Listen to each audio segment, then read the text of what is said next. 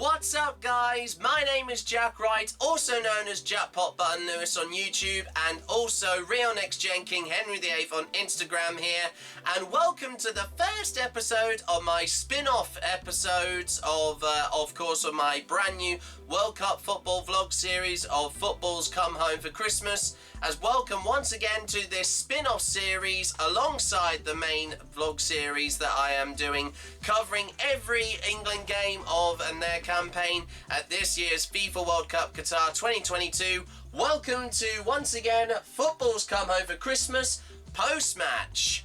This, of course, once again, like I said, is a spin-off series just running alongside the main series that has just started quite recently.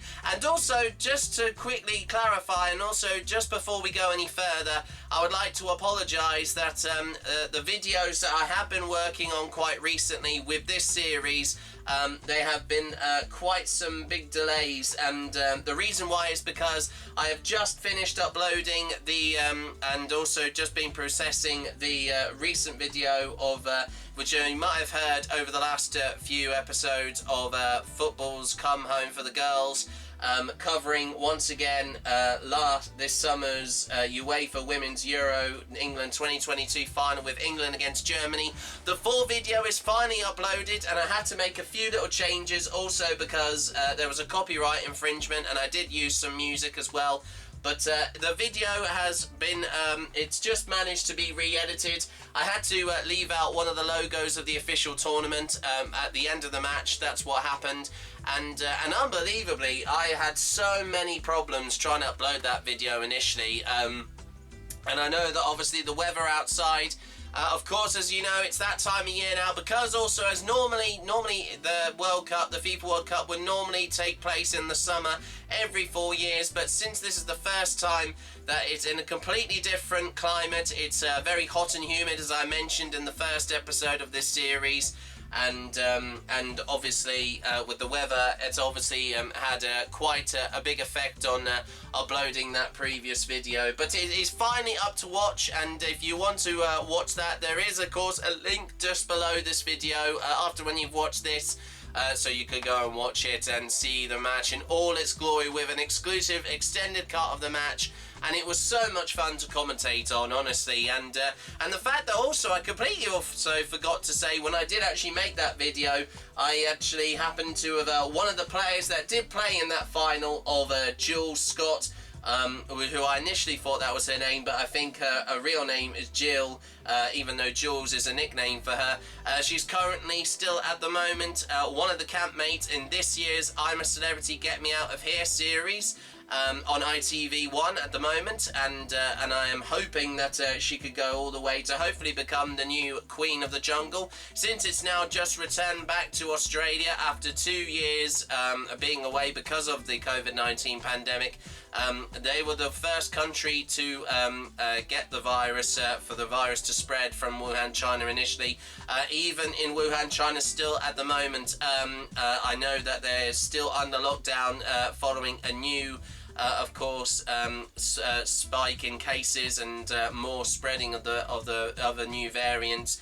But honestly, with all that aside, of course, let's forget about that, of course, what's happening. We're, of course, here to talk about, and as you might remember, I just want to also quickly remind you all that I'm so sorry that I never got the chance to cover the first game of the group stages for England in England's Group B in this year's FIFA World Cup Qatar 2022, when they play the Islamic Republic of Iran.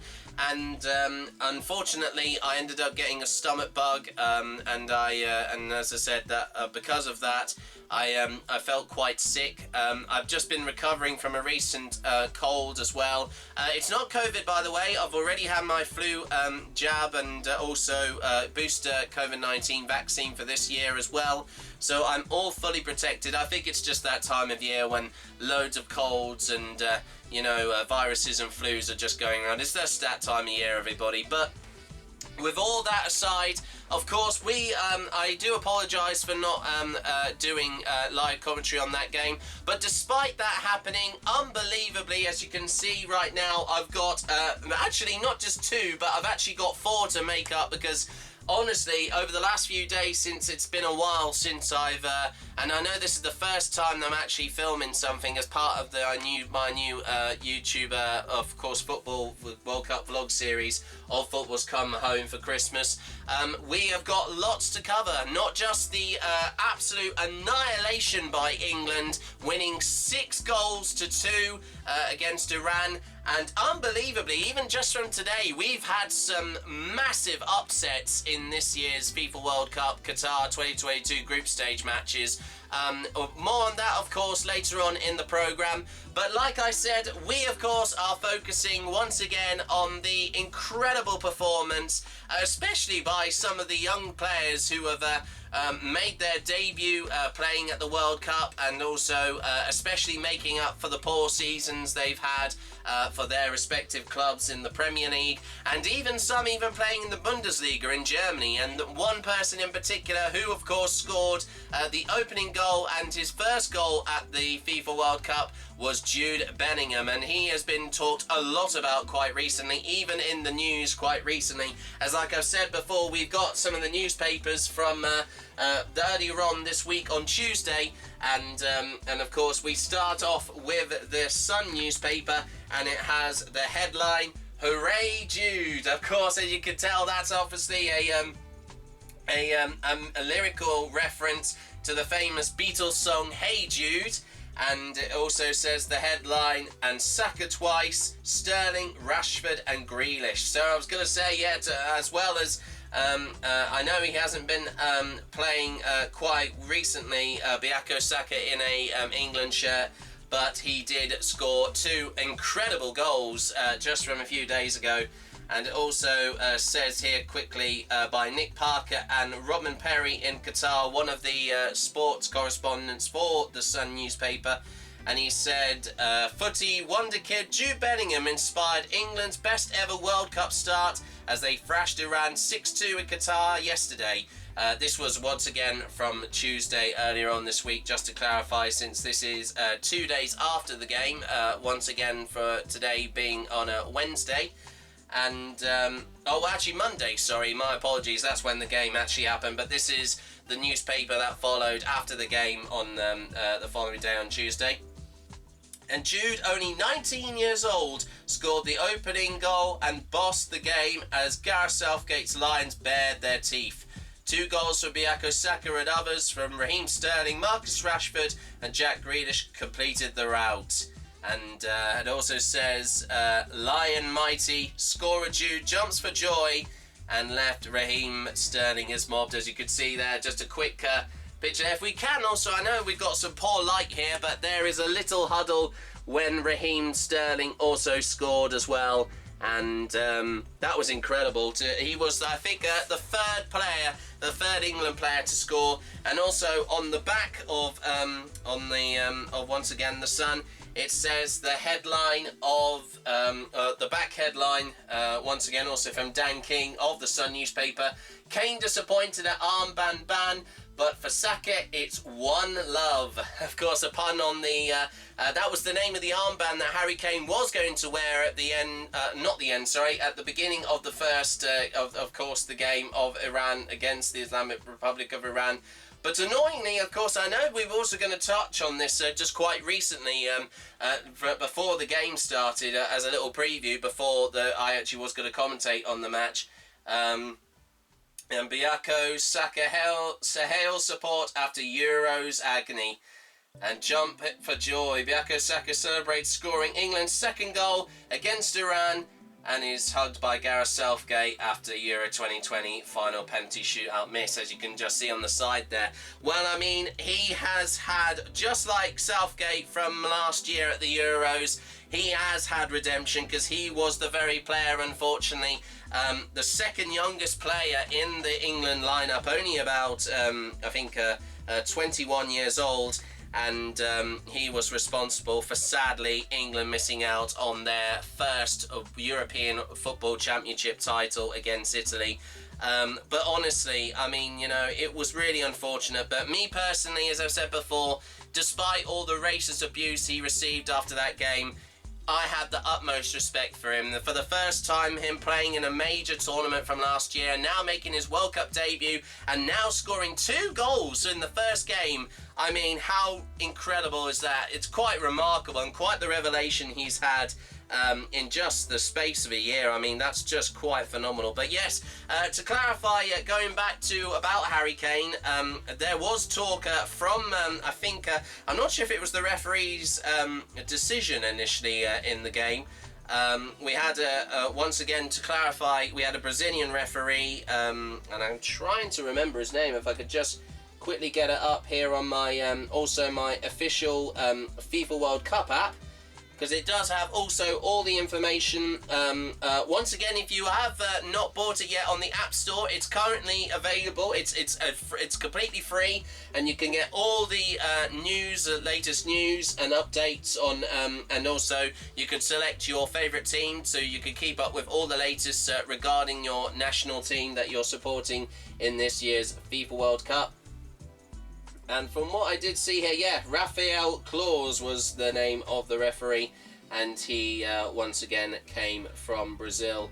And there was a beautiful weather conditions as well. Once again, I mean, you know, it is a very hot and humid place, Qatar, and it took place at, once again, the Khalifa International Stadium in Arian. That's Arian, just to make sure that it sounds like I was saying Iran there, but no, that's the part of Qatar where the stadium is. And to clarify, from the 6 goals that were scored by England in that game, Jude Bellingham was the first to score in the 35th minute. Then Bukayo Saka scored his first goal a few minutes before half-time in the 43rd minute. And then Raheem Sterling scored in injury time at the end of the first half on the 45th minute, after 1 additional minute after that. And then in the second half, Bukayo Saka then got a second in the 62nd minute.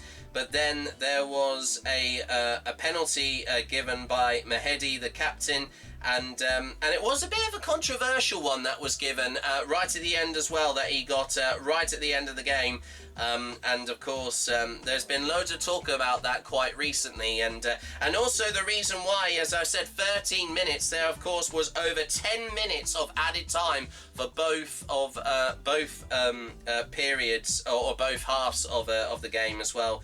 But despite that, though, giving away those 2 goals from, once again, Iran managed to get claw back. Marcus Rashford scored a very easy goal in the 71st minute, and also Jack Grealish scored just at the stroke of going into injury time in the second half. And also he did a very special celebration that was all dedicated to a very close fan of his. His name was Finley, and he's been talked about a lot quite recently on Instagram, and he is a big fan of, once again, Jack Grealish. Once again, he's one of my favourite players, who also, I think, was definitely one underrated player who really came into his own, even though it was the first time he played at the Euros. But since he's played in that tournament, and now for him to score his first goal also at the FIFA World Cup is just incredible. And once again for Bukayo Saka as well, scoring 2. And he's currently got the most goals so far for England so far in the whole squad as well. And also including on that, there was a load of talk also about, because there's also been, as we go back to the newspaper here on The Sun, he also says something about Harry Maguire hasn't been feeling 100%. Also, he was forced off with illness after playing a major role in the opening game, and he nearly had a few chances as well. There's been a load of talk about him, why he made the England squad, and some people didn't agree with that decision because he hasn't had the best season so far with Manchester United, and also he started feeling ill after Mehdi Taremi, there is the full name of the Iranian captain, got the first penalty. and he went to reveal. He said, "I felt unwell, so came off as a precaution." He struggled at the end of the first half before eventually being subbed off at 70 minutes. And Gareth Southgate said, "We felt there was no point of him carrying on. Harry Kane limped out the stadium with strapping on his right ankle, yet Southgate added, 'I think Harry's fine. It looked like a bad tackle, but he carried on.'" But yes, of course, that's also something that has also been mentioned in one of the other newspapers here about that happening. And I know, honestly, that was a little bit of a scare to actually hear that from the game quite recently. But also, as we of course, we'll get on to that, about that situation with Harry Kane. What I have been told by our production team at the moment, he is currently expecting to have a scan on his right ankle. Of course, with the next game coming up once again against the United States this coming Friday. And hopefully he will be back playing. And even though that he had a few chances on goal, he didn't get a goal, unfortunately, but he did play pretty well in the first opening game for England. But as we look on the headline, following that incredible performance from England against Iran, on the front page of the Daily Mail, it says 6 England goals, 3 roaring lions, and 1 ecstatic country. And also, if we can also quickly open up, I think also I didn't even realise, if I get it out here from this little box again, also on the Sun newspaper, as we also quickly open and see, I'm sure there must be something about the, there we go, of course, as I said, this is on page 4 of, from, once again, on the Sun newspaper. And it says, as we could just quickly show here, England's dream start to the World Cup, spirit of '66. And that's kind of funny, actually, because just yesterday I actually watched, just from yesterday, and it was also put up last year. Last year marked 55 years since, and also just from also on July this month of 56 years this year, of course, since England beat West Germany in the 1966 FIFA World Cup in once again on home soil at Wembley Stadium, and for the first time ever, after over 50 specialist people that worked on video media and from vintage video media and also restoration of historical events. They managed to go every frame by frame of that game and make it go from original black and white footage and it all being all grainy as well since it's old footage to be fully restored with clear sound, surround sound, and also in full colour as well, and that was incredible. And there's also a great classic picture of Bobby Moore, who was our captain, and also Jeff Hurst, who was responsible for scoring 3 goals in that famous game.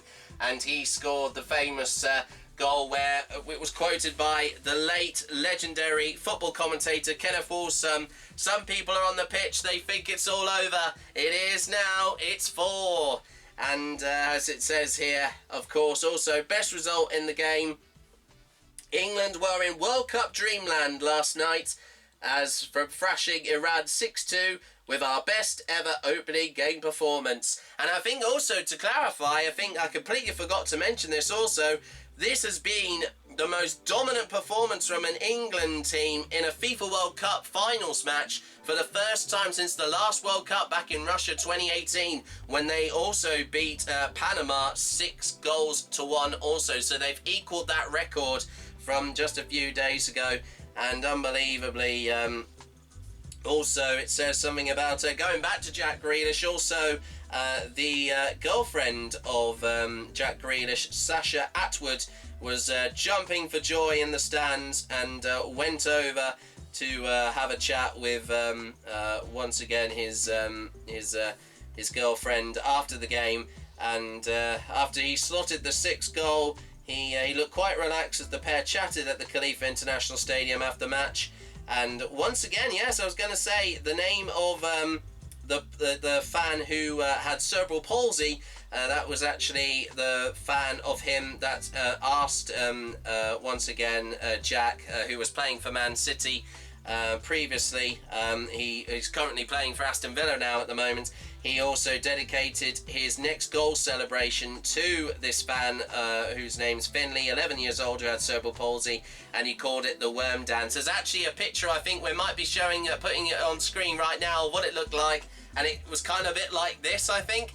It's quite interesting. It's interesting it was called the Worm, because I wouldn't have called that a worm. I think it's almost kind of like a wave dance, because the worm is normally when you go like this, like on the floor, basically. I'm not going to do it, of course, since I'm sitting down, but that's what happened, and yeah, so there we go. There was a very promising stuff there in the first few pages, once again, of the Sun newspaper. As we quickly have a look at what was said also in the first few pages of the Daily Mail, and also from what we've said here, what was being quickly said here also is, don't say it, it's only been one game, but oh, what a start. And it also shows once again a packed box park in Croydon, of course, a very famous sports bar in just off the outskirts of London, and there was also a smattering of beer showers as well, where England fans threw their beers in the air following the incredible performance from England. And also just quickly here, it's just been mentioned here, and also we were just about to talk about this as well. This was leading up to the game.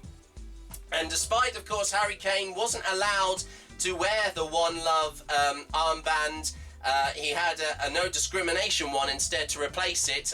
Of course, if you might remember, he was being threatened to be booked by the referee before the start of the game for wearing that. But unbelievably, Alex Scott, one of the pundits for BBC Sport, my apologies, coverage of this year's FIFA World Cup Qatar 2022, was very brave enough to actually wear that armband that unfortunately Harry Kane couldn't wear himself, and once again she was very, very brave to do that. And yes, I was going to say, it says here, according to Sam Greenhill and Kamal Sultan of once again of the Daily Mail, one of the sports correspondents, they said FIFA bullies are slammed over armband threat. And once again it says here, an extraordinary standoff raged during the night before the FA capitulated 3 hours ahead of yesterday's game against Iran.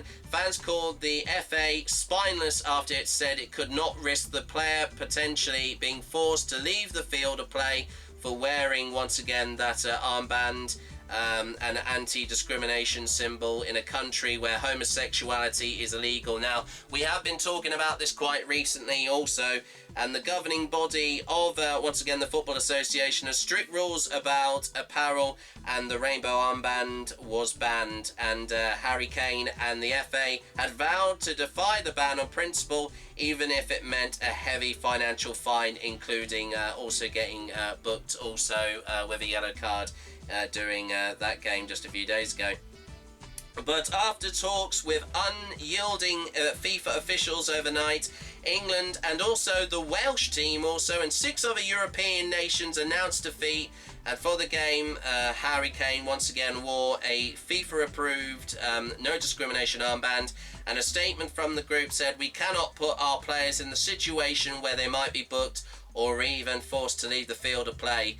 And also gay rights campaigner Peter Tatchell said the One Love armband was the tiniest of gestures. It was a weak campaign, but even that was too much for FIFA, who have bullied the England team not to wear it.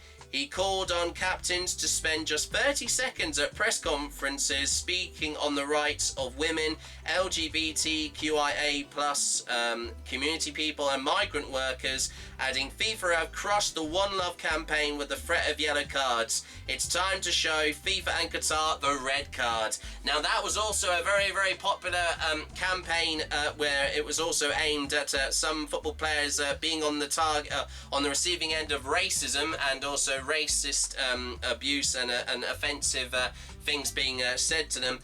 and this is quite interesting that this is kind of made a bit of a renaissance with quite recently at the following the last and the first game of England's campaign at this year's FIFA World Cup. And at the Khalifa International Stadium, one of the fans, or England fan, Steve Wright, 43 years old from Derby. That's not the very famous DJ who's just retired from BBC Radio 2, everybody, just to clarify that. And he said, they're just bowing to the oppression of the Qatari government. But Simon Hill, another England fan who was 55 from near Cambridge, said, focus on the football. But once again, as it says here, with BBC Sport presenter and also reporter and once again pundit for the BBC Sport FIFA World Cup team, Alex Scott wore the armband at the stadium.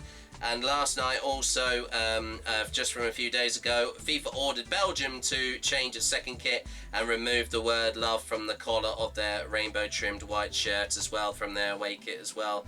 It's just been absolute pandemonium following that, honestly, despite, of course, the incredible crushing victory from, once again, England with, of course, how well they did recently for playing against the Islamic Republic of Iran in that game just a few days ago on this just last Monday, of course, earlier on this week.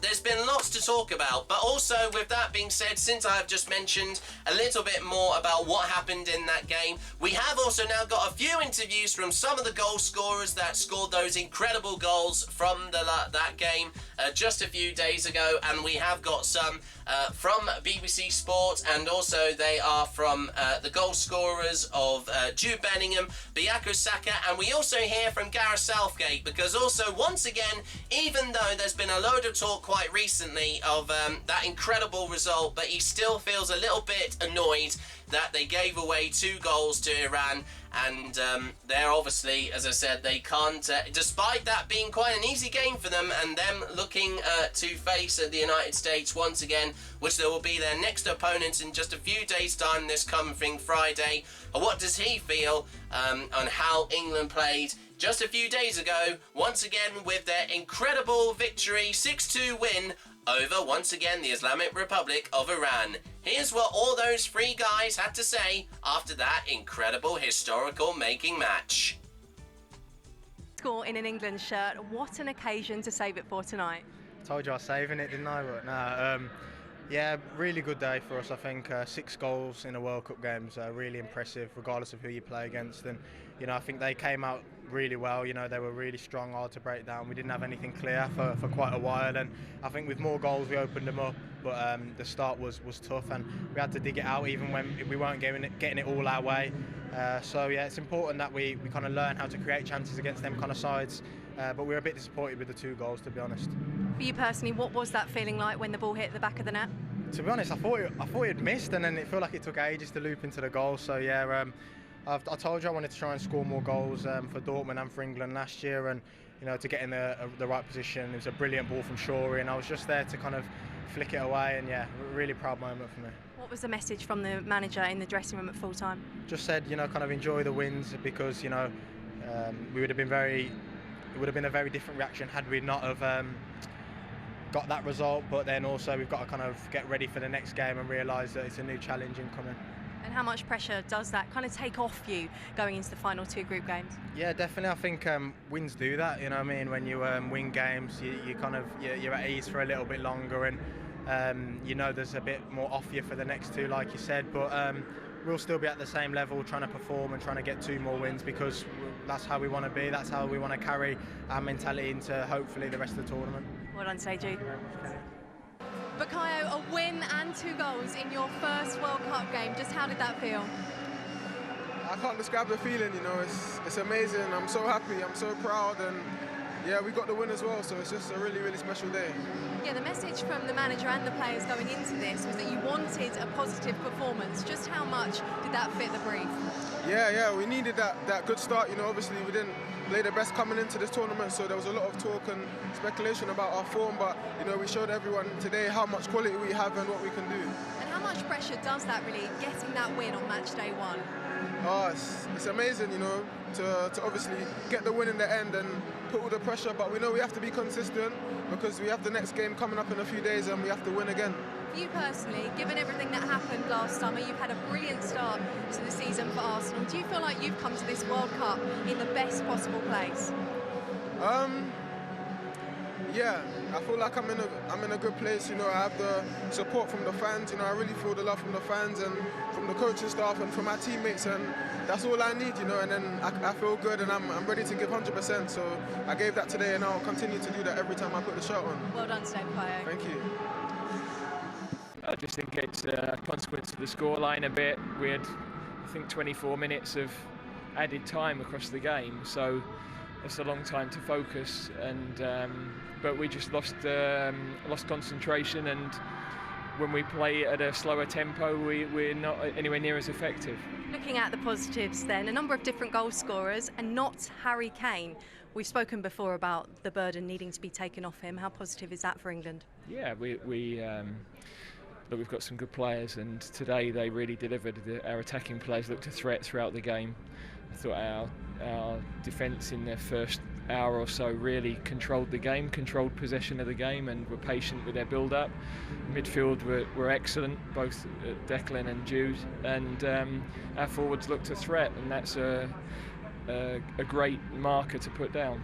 Yeah, first goal at a World Cup, first England goal for Jude Bellingham and 2 for Bukayo Saka. Just how pleased are you for them? Yeah, I mean it's great. You know, it's what I particularly liked was Jack Grealish's goal at the end, where Callum Wilson's on. He could have been selfish, but he was really thinking of the team even at that moment. So, yeah, I'm a miserable so-and-so. I should be more excited, but you know, I've got to keep the team on the right track, and we will have to be better. Well, I wasn't expecting Gareth to say that. They're saying him being a miserable bugger, but honestly, as he did say, he's definitely right, though. They have to do better, even though that they did well, though, honestly, everyone. I mean, it was an incredible performance. Gareth is still remaining quite, you know, he doesn't want to get too overzealous and also too optimistic. I mean, honestly, it was great to hear once again there from, of course, Jude Bellingham, Bukayo Saka and Gareth Southgate there, who, of course, just spoke to one of the reporters for BBC Sport. And also, as well as, like I mentioned in some of the newspapers that I had here, following on from that incredible performance from England, their most dominant and most, I think, as I said, most highest scoring game in any FIFA World Cup finals match, honestly, and even in the group stage, I mean, this one is definitely going down in history. And honestly, also, I think a load of fans, and I think some of you, if you are one of many England fans that did see that game, I bet you were, of course, even though that I was, of course, just a few days ago, I was in bed, sadly, but I did hear commentary from of course, from Guy Mowbray, and also I think it was Jermaine Janus, I think, at the time, who covered the BBC Sport coverage, one of a few commentators that commentated for BBC Sport with coverage of last year's Euros, Euro 2022 tournament. And honestly, it was unbelievable. I actually felt a lot better as soon as we scored, and I saw some of the goals, and it nearly could have also been 7-2, because there was one that was just sadly caught for offside, but for initially Harry Maguire, and of course Harry Kane had a few chances as well. But we will get on to more about how he's coping with... he was spotted limping with his right ankle strapped up at the end of the game. But there's been loads of talk also, because we're also going to have a quick little interview from the goalkeeper, Jordan Pickford, for the England team ahead of the next game against the United States coming up this Friday. And also as well with going back to the game once again with England against the Islamic Republic of Iran, Loads of fans definitely celebrated in style following that incredible victory from just a few days ago. Here's a few little videos of some very popular places all across the UK that went absolutely bonkers after an incredible and also ruthless victory by, once again, the Free Lions of England over, once again, Iran from just a few days ago. This week on, once again, Monday, the 21st, was it the 20th or 20th of November 2022.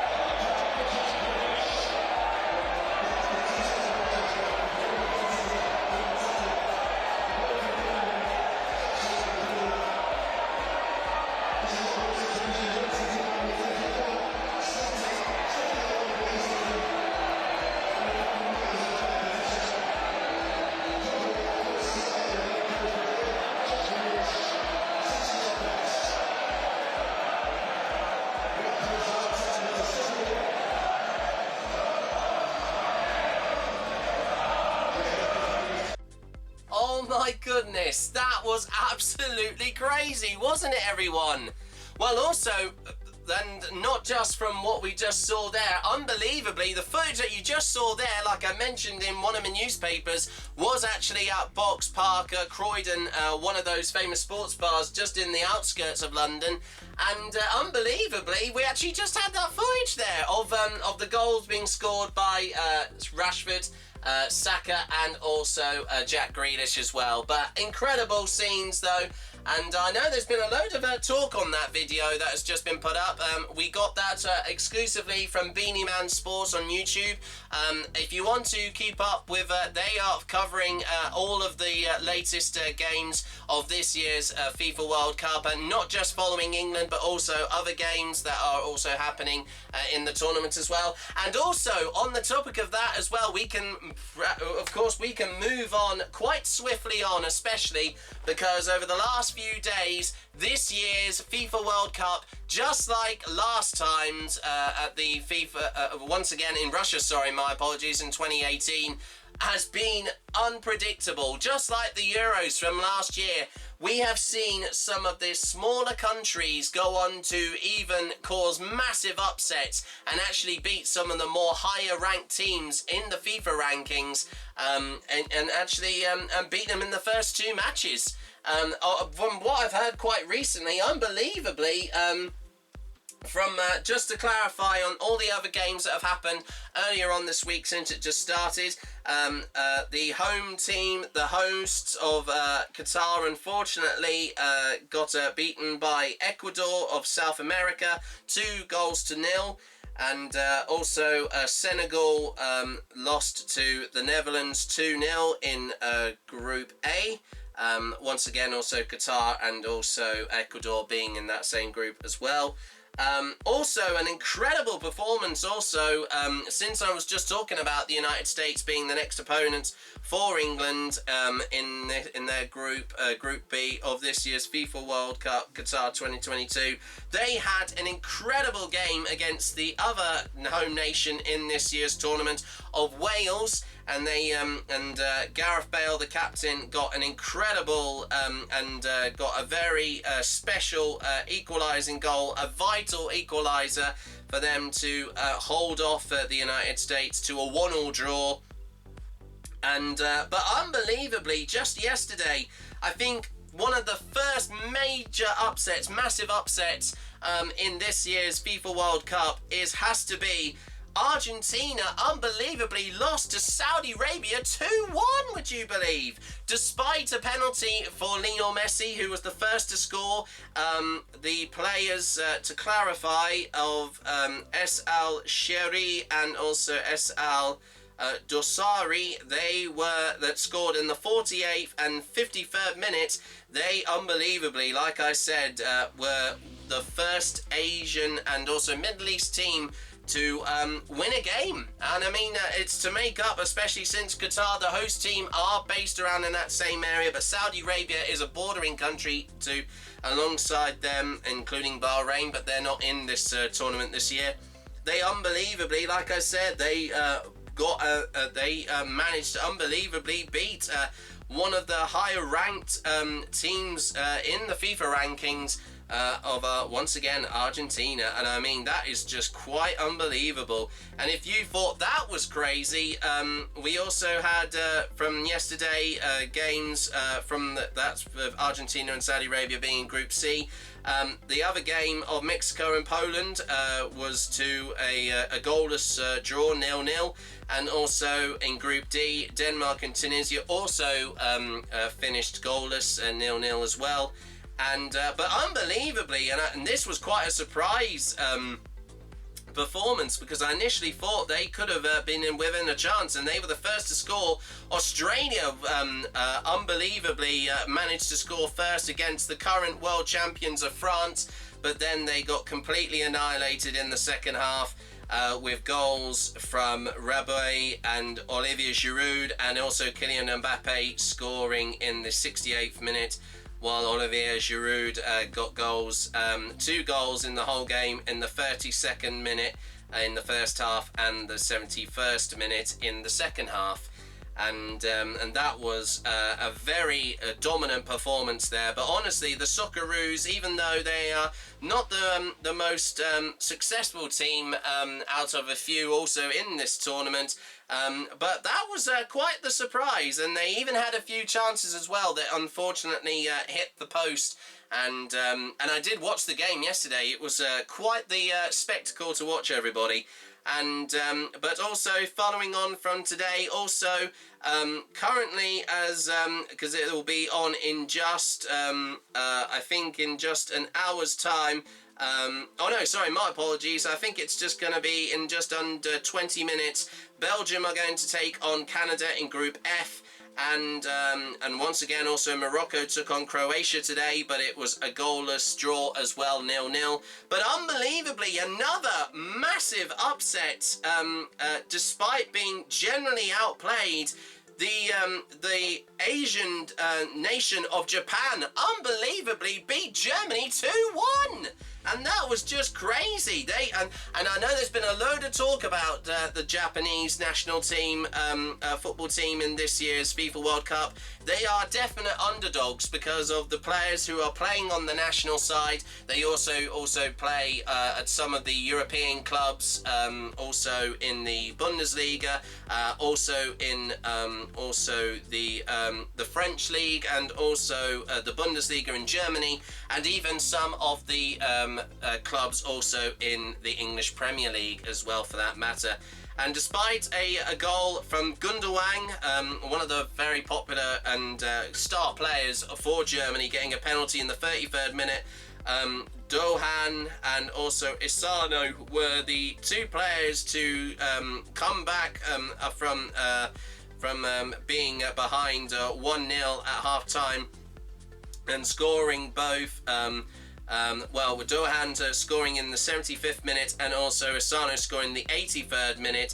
It was a historical victory for Japan, and honestly, I do remember, to any of you who may not know, also, I also have found out that if you did not know, I happen to be a huge supporter of a fellow YouTube vlogger who is currently out in Qatar at the moment, and his name is Fogden, also known as Theo Ogden. Hi Theo again, I hope you're enjoying yourself, and I would just like to say, on behalf of myself and everyone on the production team of Football's Come Home for Christmas, and also Football's Come Home for Christmas post-match, we know that what you're doing is just absolutely outrageous and completely unbelievable, but we have all the support, and we are sending you all of the positivity and strength to achieving and also completing your impossible challenge, alongside sponsored by Crypto.com.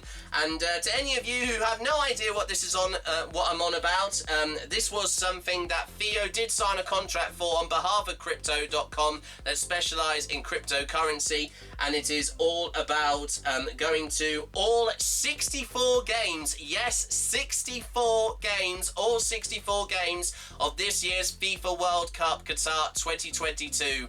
And not just including the England matches as well, and this has never been attempted by any other football fan than him. He's the very first person to do that. He's getting moral support by one of the people who is part of the website of Crypto.com, and he's also there with his dad, Stephen, known as Fogdad. I hope you're having an amazing time in Qatar, especially with the amazing win for Japan at the moment against Germany. I know that you were right amongst it with all the Japanese fans and having a wonderful time. But like I said already, I hope you're having a wonderful time. I know you must be exhausted, but keep powering through. I think you've managed to. I think at the moment, I think you're about 8 or 9 games down now. So, but honestly, I know you've still got a long way to go. But I hope that not just England can go all the way for you as well, being an England fan as well. But I know that you've also been saying, you even did say, unbelievably, for Argentina to win the World Cup this year. But especially with that shock result over Saudi Arabia beating them, honestly, nothing is impossible, honestly. I mean, you know, this is just as unpredictable as it was last year. I mean, or the last time out in Russia, 2018, especially with when Germany lost to Mexico in their first game. And I remember that very well. And this is almost kind of like a repeat of that. And to see that happen is just unbelievable. But once again, on behalf of myself, of course, Theo and Stephen, I absolutely love your content so far. A shout out to your good friend Fusion Josh as well, a fellow YouTuber who's also there with you and supporting you and doing vlogs also there all the way over in Qatar. And all the best. We are all counting on you to complete that impossible challenge, because if you do, you'll be a new Guinness World Record holder, and I would absolutely love you to do it, because the year you've had as a football content creator on YouTube has been incredible. You've hit 1 million subscribers, and you are just a phenomenal person. And I mean, you're just quite remarkable of the things that you've done over the last few years. You've just grown and grown and grown, and honestly, this year has been no exception for you. I think it's been your best year yet as a content creator, and you have been mingling with all the famous stars of world football. And I mean, I'm very, very jealous about that as well, for the same for that matter, but also grateful for you at the same time. But I hope you have a fantastic time for the remainder of the tournament, and to anyone else who is watching right now, get supporting him and subscribe to his official YouTube channel. There'll be a link below the video description box at the end of this video, and go and support him and watch all of the videos he's put up quite recently, because the way that he has been doing this so far, for not him just seeing one game a day, he now has to see almost about now starting from 3, and now it's gone to 4, and that will be an ongoing thing for the next few days, and for also the upcoming few weeks as well, for that matter as well. But much love to you, Theo and Stephen, and I hope also England can go all the way. And just like what the Lionesses done earlier on this summer in the Women's Euros final, let's hope football's not just coming home, but I hope football will definitely come home for Christmas as well. I know that's quite a statement saying definitely, but I mean, if the women can do it, surely the men can follow suit as well, and we're going to be supporting them all the way. But have a fantastic time in Qatar, and I hope to see you hopefully in the future, because you've inspired me a lot to not just do this series, but also last year's series of Football's Coming Home Again. And also I couldn't be any more grateful for your inspiration that has helped me grow as a future and successful YouTube content creator for that as well. But anyway, everybody, my apologies, of course, for going off topic there, of course. I wasn't expecting to do that, of course. A shout out to him just from doing this video as well, for that matter. But also, just from earlier on this evening, also in Group E, Spain had their first game against Costa Rica. And unbelievably, they absolutely destroyed Costa Rica, scoring 7 goals in the whole game. And the goals were coming from Olmo in the 11th minute, Ascenso in the 21st minute, and Fernan Torres got a goal in the 31st minute, and also a penalty in the 54th minute in the second half. And also Gavi got another one as well, not just another one, he only scored one, my apologies, in the 74th minute. Sola got another one, also he only got 1 goal as well, my apologies, in the 90th minute. And then in injury time at the end of the second half, in 2 added minutes, Morata also got Anwan Morata also got a goal to finish off a very lucky performance, since of course they got 7 goals. I mean, I've never seen a higher scoreline. I mean, I know that's beaten England's of course 6-2 win over Iran, but honestly I've never seen a more dominant performance from Spain, because there's been a load of talk of about Spain or how they can do well in this tournament, but especially with that opening performance by them. I mean, you know, honestly, that's that's also the start they would have wanted as well, and I'm sure Belgium will be doing exactly the same since they finished third overall in the last World Cup, beating us in the third and fourth place playoff back in Russia 2018. There's only just under almost 10 minutes until kickoff of that, and this is also the very first time that the Canadian national soccer team, as they call football over there, because they also have their own version of football over there as well.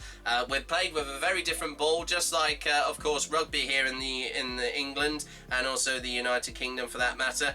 But also the United States soccer team once again are going to be England's next opponents in once again the group stages of this year's FIFA World Cup 2022.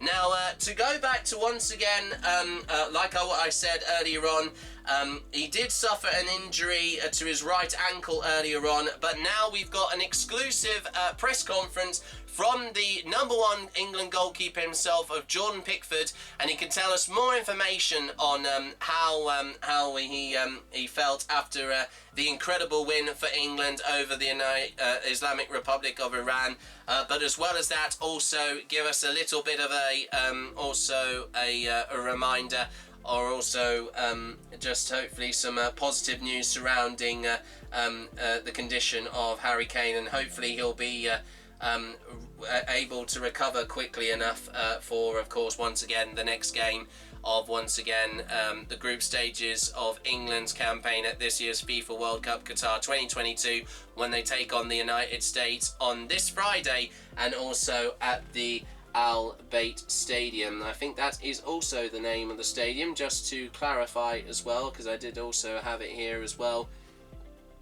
I think it is. Just bear with me a second, everyone. It is... yes, I was right. Yeah, the Al Bayt Stadium in Al Khor. And also, even though we are just a day away from that happening, also there is also oh, my apologies, I'm having a little few problems here with my phone. There's a little it's currently loading quite slowly. I haven't got any interference on my phone here, everybody, but to also clarify, ITV Sport will be presenting live coverage of this game, and also coverage starts from that game at 6 o'clock once again this Friday, on once again the 25th of November 2022, and once again the match kicks off at 7 o'clock, and once again I am hoping, fingers crossed, because also I completely forgot to also mention before we hear from John Pickford, England goalkeeper, from the once again the national team of England. I have also been told that I'm hoping that also at the time when I was going to commentate on the last England game, my dad and my mum were busy doing other things, but they're hoping to also have a bit of involvement in my series, because remember, like I said, as much as I love to do this on my own, it's nice to have a little bit of input and analysis from other people. I also have got some old school friends of mine who are avid England fans, and once again, if you also want to have a part in and be a part of this series, you're more than welcome to. All the information on how you can take part in this series, direct message me on any of my social media, of course links that are in the video description box below as well, on Instagram, Twitter, Facebook, and also I think you can also message me here on YouTube as well, which this video will be coming up uploaded very soon, even though it is a few days late, of course, because of the recent upload that I mentioned earlier on with Football's Come Home for the girls. But it's going to be exciting, and I'm hoping to not just follow England here in my house in Littleport, Cambridgeshire, England, United Kingdom, but I would like to go somewhere, hopefully this time, without any, of course, threat of getting anything, because I know COVID-19 is still spreading quite slowly, and I know the cases have been going up and down over the last few weeks. But I'm doing this as safely as possible, and like I said, I've already been vaccinated. So as I said, I'm going in there with obviously, you know, being very cautious and being as safe as possible. But I would love to try and go somewhere, especially a sports bar with a bit of atmosphere, because I didn't actually do that much, of course, at the last Euros, because that's when restrictions were put in place, and I know they've started dropping down slightly since last year. But even though it's still present around the virus, I know I'm going to be as cautious as possible. But it would be nice to meet up with some fellow England fans and also have their insight in how England can do the national football team in, once again, this year's FIFA World Cup Qatar 2022. But anyway, with all that aside, now let's focus on the main concern. And like I said, because of the recent injury that Harry Kane suffered to his right ankle, let's hope we can hear and clarify that hopefully he'll be fit enough to play from, once again, Jordan Pickford, the #1 goalkeeper, once again for the England national men's senior football team.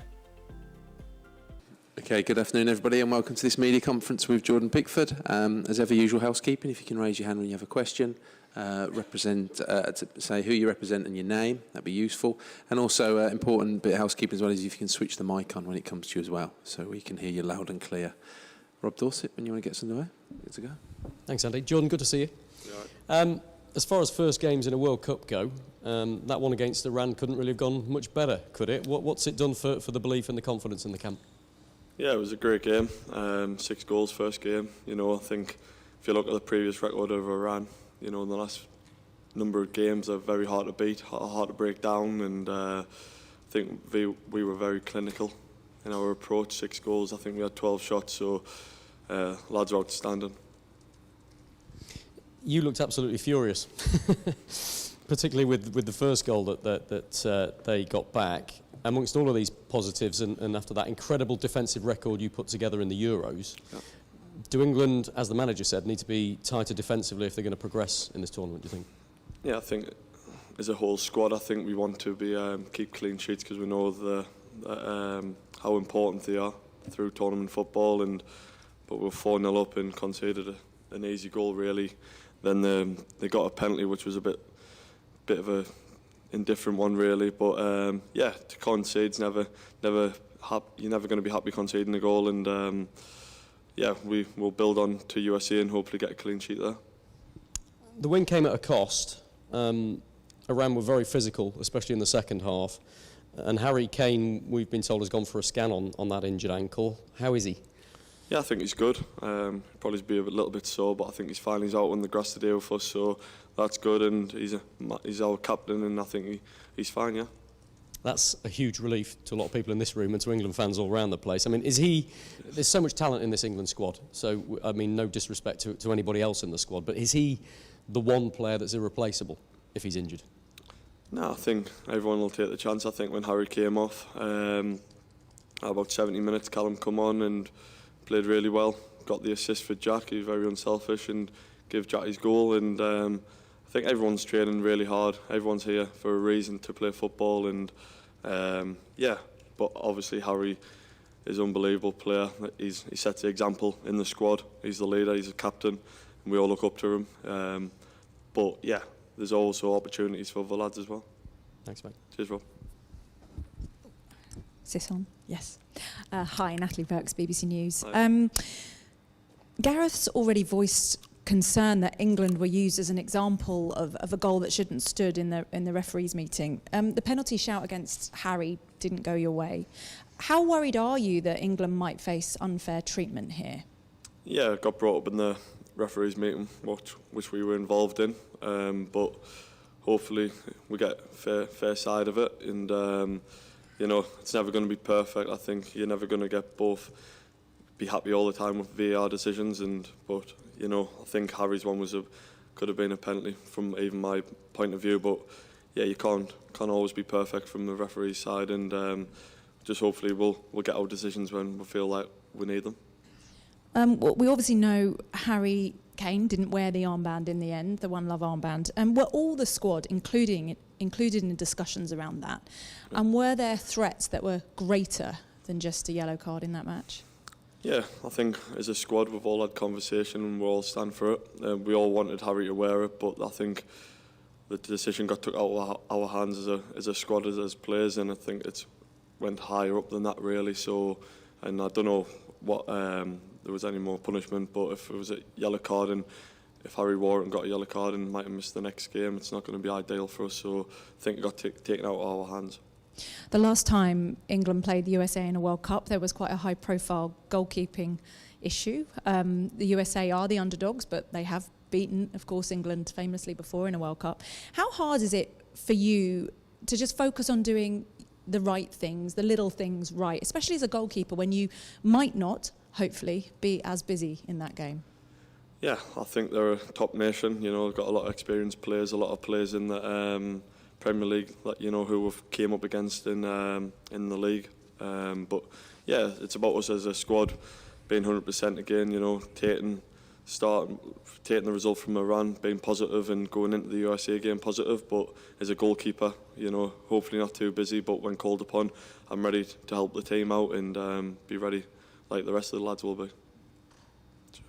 Hi Jordan, Matt from Stats Perform and Opta. A bit more carrying on that theme about the opposition. Christian Pulisic's goals for Chelsea are evenly split between his left and right foot, 12 on each, and I think a couple of headers. Does that make him harder to prepare for as an opposing striker? And how are you preparing to face him? Yeah, I think he's a top player. You know, played against him for a few years now when he's at Chelsea. But yeah, he's good with both feet and he's very, very clinical. But we've got to be wary of him. But you know, we practice every day on the training pitch. Me as keeper with Rammers and Popey, we're preparing for anything really on the training pitch, and I think the lads will be doing that themselves as well. But yeah, preparing just for anything really.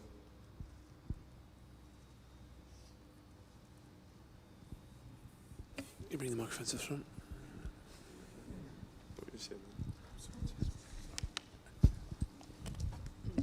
Hi Jordan, Joe from Sky News. Obviously you faced a penalty in that opening fixture. What sort of preparation do you do as a goalkeeper for penalties, and even as we get further down the line there'll be penalty shootouts maybe? Yeah, so regarding the penalty shootouts, we're wanting to take care of the group stage first. We don't want to get too far down the line of overthinking that for myself. But yeah, you've got to be prepared for penalties each game. So we'll do your research on the teams we're playing against. So we'll be doing a little bit of research on USA tonight and tomorrow maybe to get prepared to see where they're going to potentially take the pens and just hopefully be ready. Disappointed I conceded against Iran, but yeah, you can never be perfect in penalties. Are you one of those goalkeepers that takes notes out to the pitch with you? I mean, I've seen it in the past where they have notes in sort of their gloves back. Yeah, I think everyone knows that. I bought me water bottles, so I like to keep that under my towel, yeah. Just pass the mic to Pierre at the end there.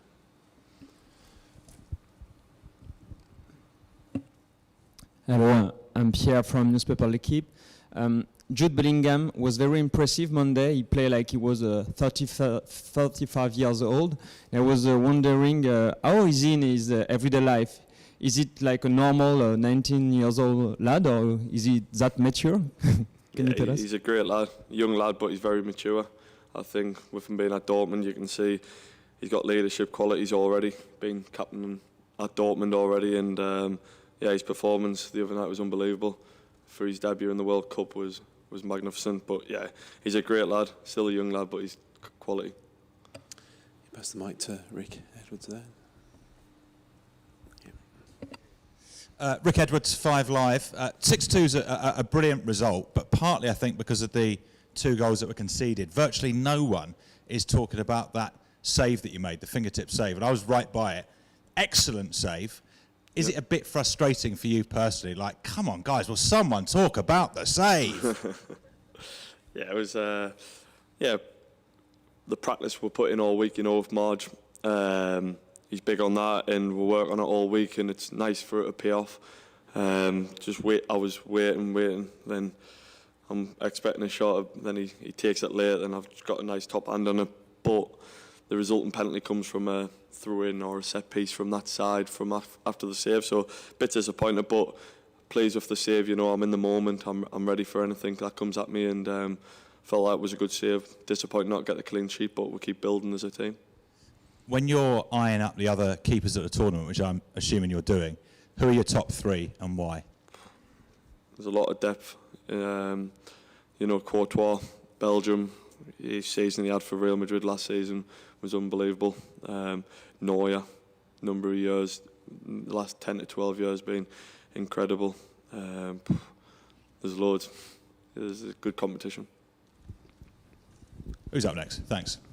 Jordan, David Ornstein from The Athletic. I think coming into the tournament, 5 games without a win, injury concerns, even the Iran game with a lot of their supporters in the stadium, there was an expectation that it might be tight, and that result, the sort of scale of it, turned a few heads and reminded people that England are potentially contenders for this tournament. Did it remind you guys as players, did you need reminding that we can challenge for this title?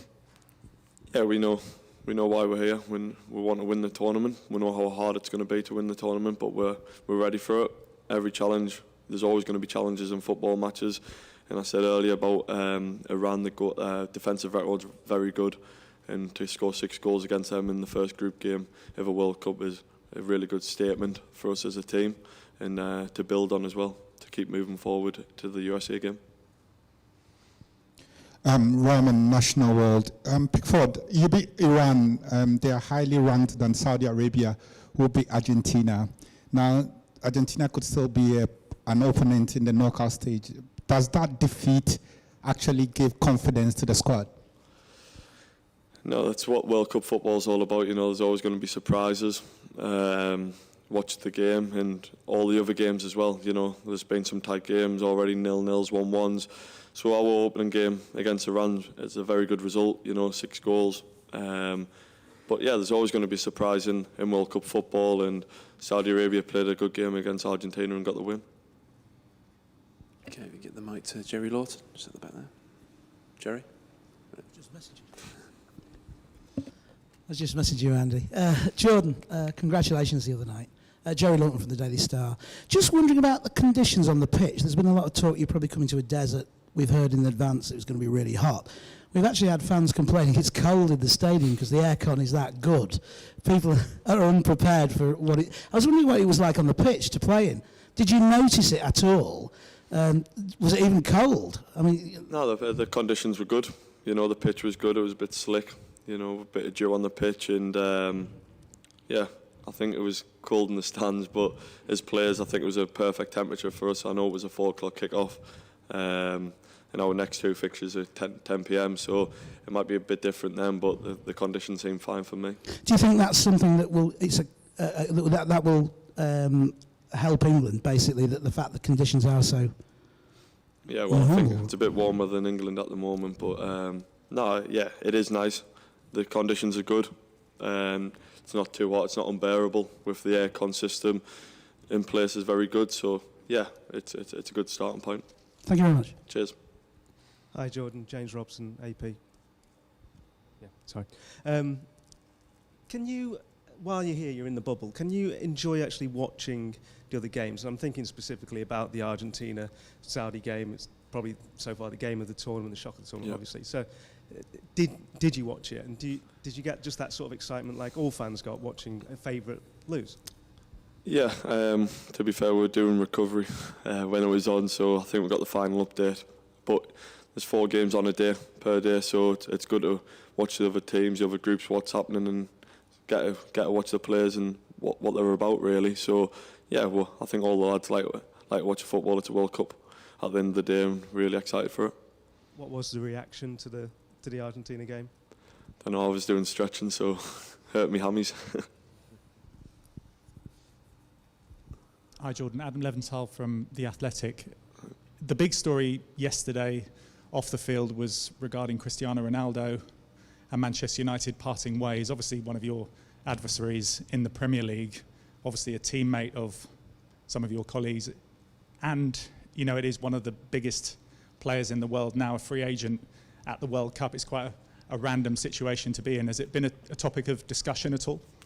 No, not really. I think it's kind of been quite low-key because we're in a tournament as a World Cup, and with England we're kind of focused on our job.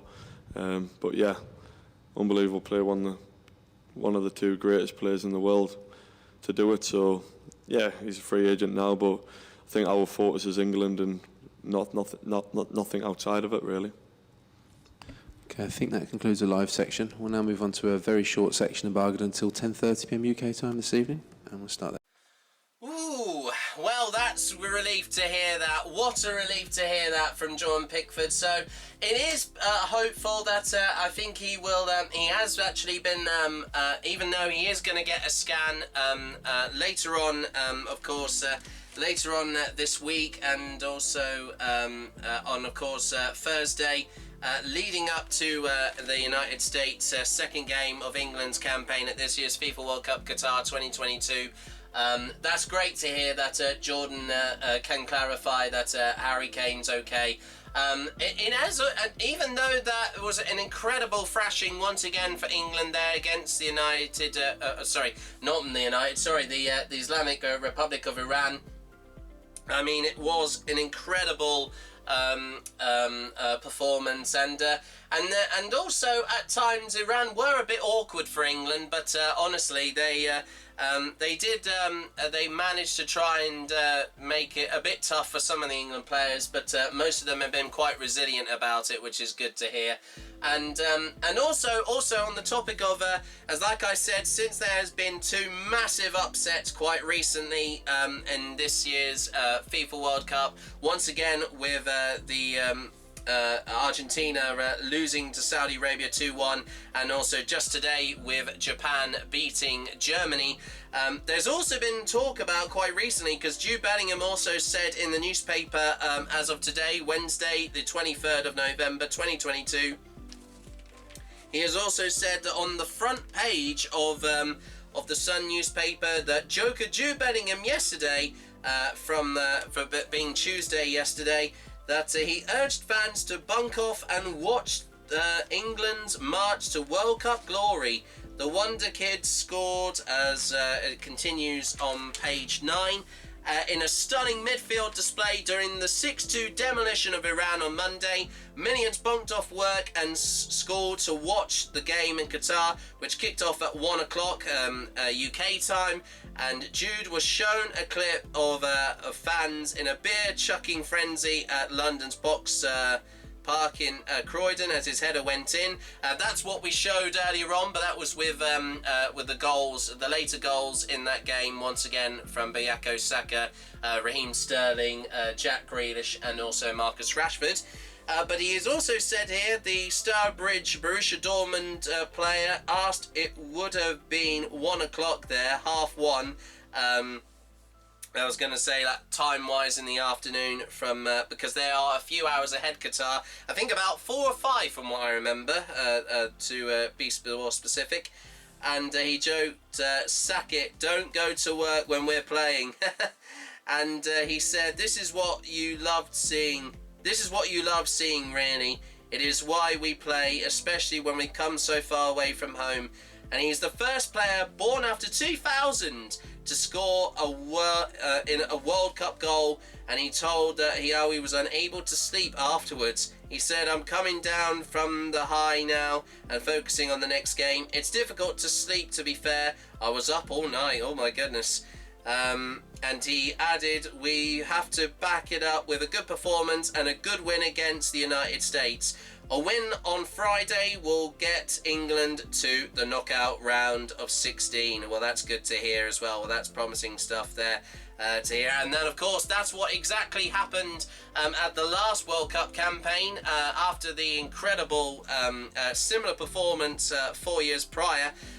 Against Panama, and even though they scored 1 goal against us and denied a clean sheet, we were cruising through to the knockout round and with a game to play. But even though we lost to Belgium, which was our third game at that time at the last World Cup, unbelievably we had to lose that, so we would have easier opponents to play in the next round. And I have a feeling that could be the very same thing as well. That could happen possibly in the next stage of this tournament. It's looking most likely that, according to since once again I think from what I can quickly check here, that currently the Netherlands are leading at the moment in Group A on 3 points, and they on goal difference by 2.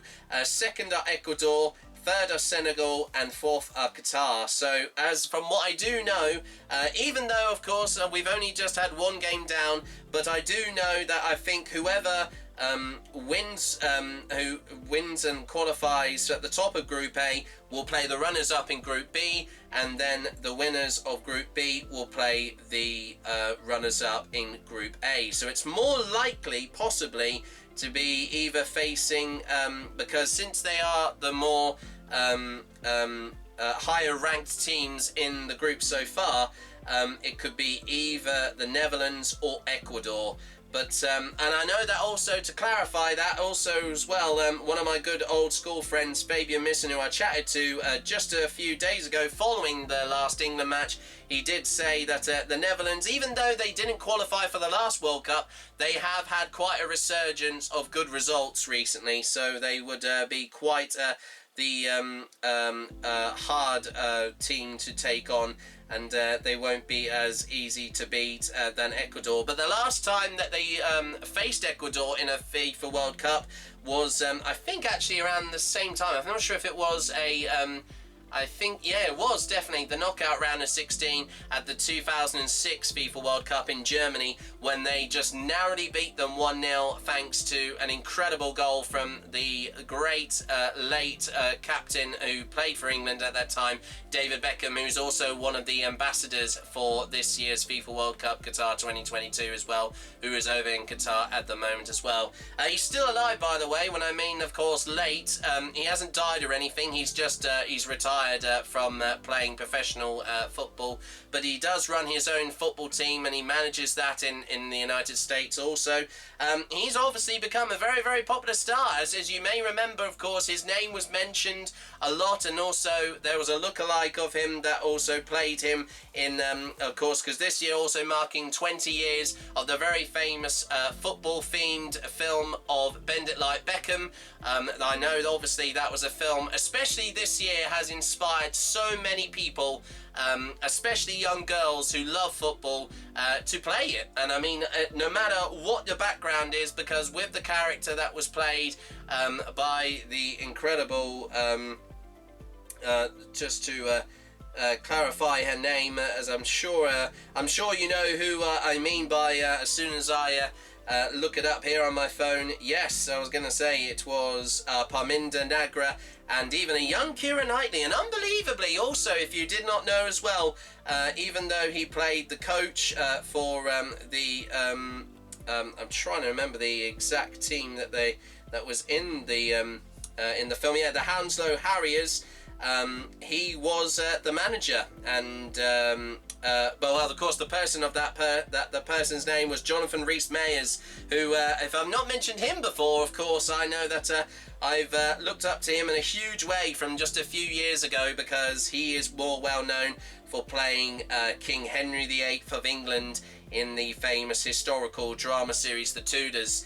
And he heavily influenced me to dress up as Henry VIII for some of my recent videos on YouTube, going to see once again the very famous Tudor-based modern take on the Tudor dynasty musical, all set around in that period, but a modern take on it, and set, of course, in a pop concert and also talent competition format of once again with all the 6 wives of Henry VIII competing against each other, of 6 the musical.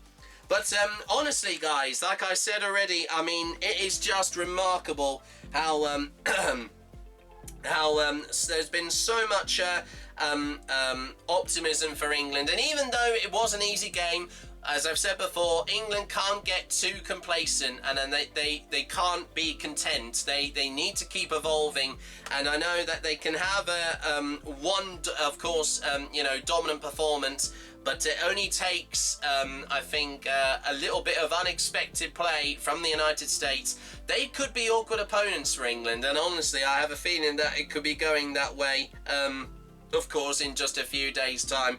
But also, I could just quickly, unbelievably, also hearing them, as I go back to today's Sun newspaper here with another little article here, that a lucky England fan won, wow, no way, £5,000, £5,000, with £100 to £1 £50 bet on the Three Lions beating Iran 6-2.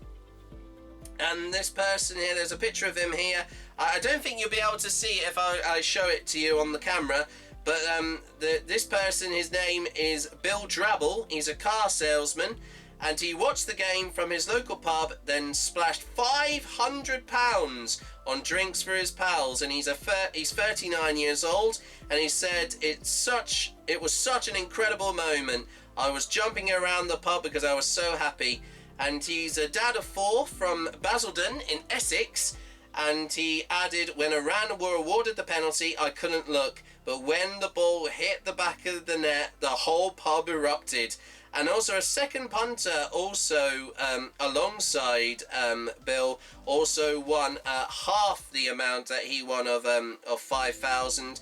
Half of that being 2,500 on the very same result as well. What I mean, that's incredible. And also on the topic of that, like as we did see, as we mentioned, of course, on the other headline on my other Sun newspaper that I showed you earlier on in this programme, in this episode, with Hooray Jude, that has become the new anthem for Jude Bellingham, and it's also become an England chant as well for the England fans who saw once again Jude Bellingham being the first England player to score at this year's FIFA World Cup. And honestly, I mean, he has had an incredible few months recently, and I know that he definitely came into his own leading up to, of course, the first match of this year's FIFA World Cup.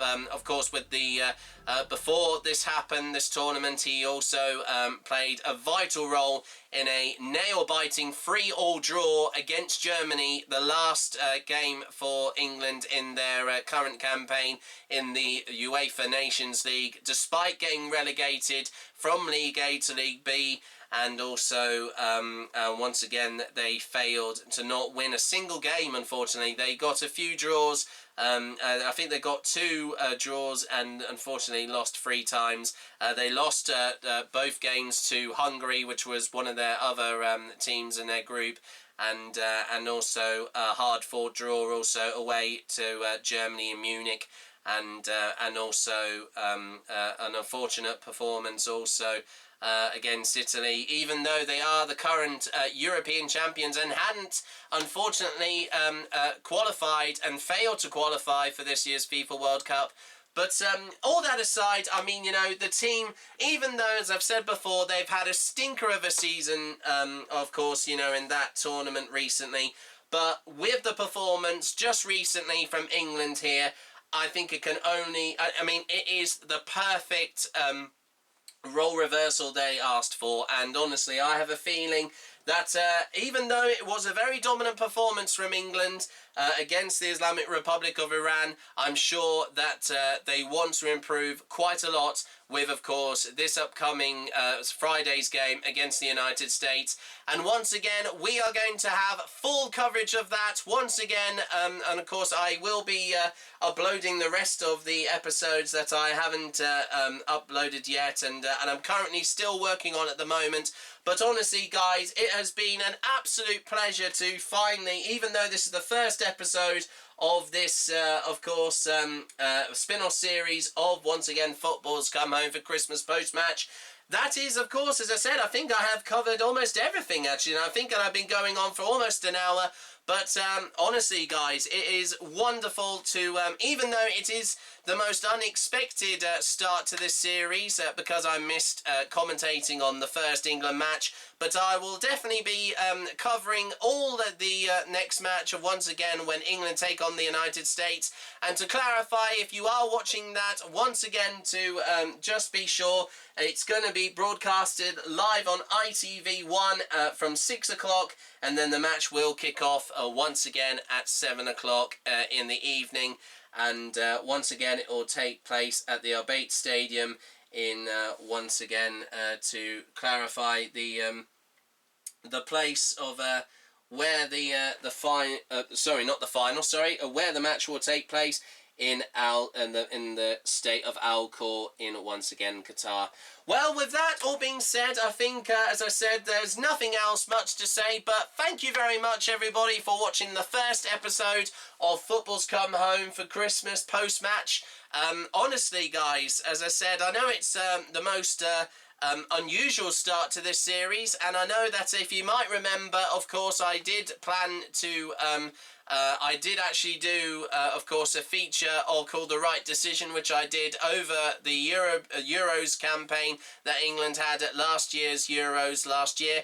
But since, of course, I've been doing other things, and I've just come, of course, I've been wanting to focus on, since I've just finished now with the recent production that I've done with Campaign Amateur Theatre Company, which I mentioned in the last episode of this series of Elf the Musical. Once again, if you are, of course, if you did get the chance to see me and that, I appreciate your support. And I'm also going to be covering another, and also going to see another production of the very same show by the Watlington Players, which are situated just near Kings Lynn in Norfolk Way. And also a very good friend of mine called Amy Mulder is also playing the role of Jovi in that. And if you are watching, Amy, hi there. Good to see you again. It's been a while since I've seen you and also performed with you in the Little Port Players production of Cinderella from last year. But I hope you're having a wonderful time so far. And on behalf of everyone, and including myself, Jack Wright, of course, from, once again, the Football's Come Home for Christmas team, and also the spin-off series, of course, Football's Come Home for Christmas post-match. We hope you have a wonderful time, and you put on a fantastic show, and I'm looking forward to seeing you. Unbelievably, as I said, it's crazy to think that you're actually doing it on the last few days leading up to the actual FIFA World Cup Qatar 2022 final. And honestly, I mean, if, of course, if England can get that far, that would be quite something. But I am going to be seeing you, not when a match is going on, it'll be just after the semi-finals and coming up to the 3rd, 4th place playoff. But if England can get that far, that would be incredible. And I know that your partner has also been wanting to get tickets also to go and see the final as well. I know we talked about that quite recently, but I hope you have a wonderful time during the show, and I've got a huge surprise lined up for you, of course. I'm going dressed in one of my costumes that I played with the role of Matthews that I did in my production, and I'm really looking forward to seeing you. So all the best, and much love to all the rest of the cast of the Watlington Players, and I'm looking forward to seeing you in just a few weeks' time, and next month in December, when I see you for your upcoming, of course, musical production of Elf the Musical. Take care, Amy. Well, once again, with me doing another announcement there, of course, totally out of nowhere. With that being said, thanks very much for watching this, once again, first episode of Football's Come Home for Christmas post-match. And I'll be back in a few days' time where I'll be covering the second match of England's ongoing campaign, as we've started off in very good and of course, in fine style with a dominant performance against the Islamic Republic of Iran. And then, of course, it's now time to take on the Yanks of the United States, and especially with how they played against Wales. I have seen how they've played quite recently. They are going to be a lot more difficult opponents to beat, but I have a feeling with the performance that England just had a few days ago, I think United States have every right to be worried that we could be doing exactly the same, because, I mean, the amount of talent that our team has had, and, the way they've been playing, The odds are very stacked in our favour to also hopefully win the next game, and also qualifying with a game in hand to once again the knockout round of 16 in and going through and qualifying for the next stage of this year's FIFA World Cup Qatar 2022. But with that being said, thanks very much for watching, and from me, Jack Wright, also known as JackpotButtonLewis on YouTube, until next time, au revoir, adios, or Wiedersehen. See you in a few days' time when I cover the second match of England versus the United States of America, the second group stage match in Group B of this year's FIFA World Cup Qatar 2022. Thanks for watching. Bye-bye.